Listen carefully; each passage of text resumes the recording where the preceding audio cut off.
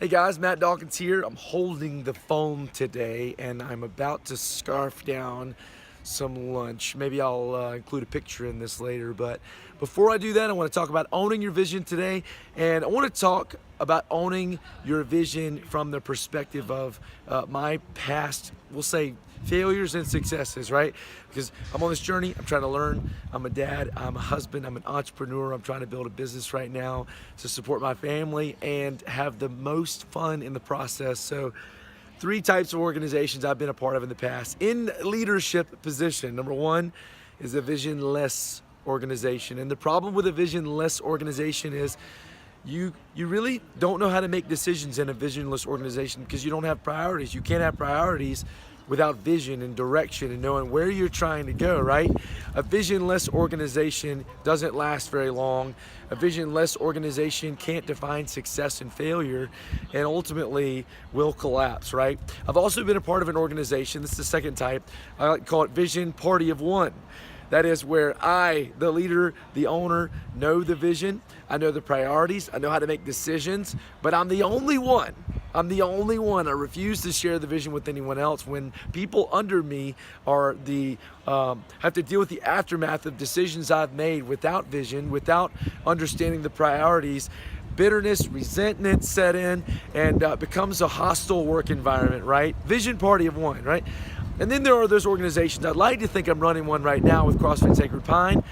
It's a vision-filled organization. That's where, as the owner, as the leader, I've made sure that I'm not the only one that knows the vision, that all of us can put the glasses on, all of us understand why we do what we do, all of us understand the priorities that are based on the vision, and all of us have the capacity to move the business forward in the right direction. So as the business owner, I'm learning you have to own your vision. And here's a few bewares, right? It's a shorter video today. I try to keep them all around 5 minutes, right?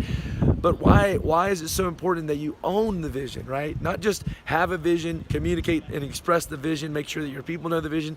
Why is it important to own the vision? Because the reality is people are going to come inside of your business or your organization with previous visions, previous whys behind what they do, right? And if you're not careful, depending on your ability to be assertive and to lead with confidence, other visions will try to creep in. Other visions will try to take over.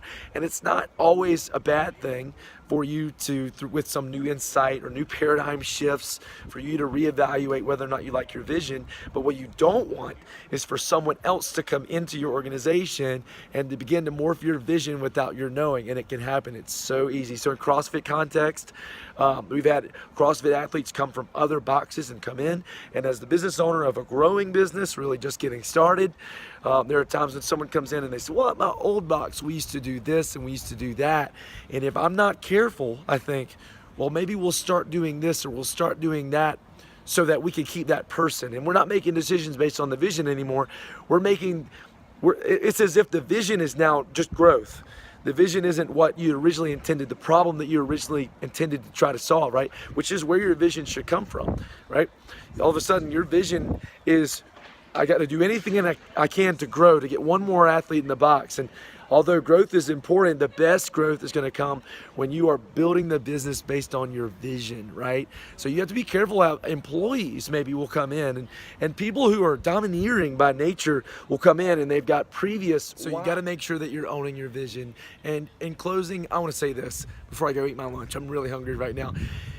Imagine, if you will, this is what we're trying to do with our business right now. Imagine if you had a culture of people, not just you, not just the staff, but what if the customers, for us it's the athletes, the members of our box, every single one of us, because we were vision filled, we knew why we did what we did, every single one of us can make decisions on behalf of the business to move it forward in the right direction. And that's kind of where we are as a box, right?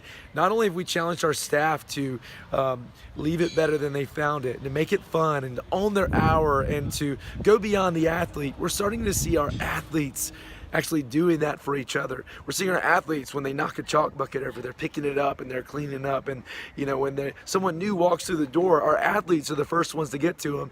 Hey, I'm Matt. What's your name? Nice to meet you. Where are you coming from? How'd you hear about us? And it's become this life giving organization that we get to be a part of. So, challenge for you: own your vision. Own your vision. It's a huge part of what we've learned in the last 2 years of owning CrossFit Sacred Pine. I know it's going to be a huge part of going forward and continuing to grow healthy. So, sort of share that with you guys. And all right, time to eat some lunch.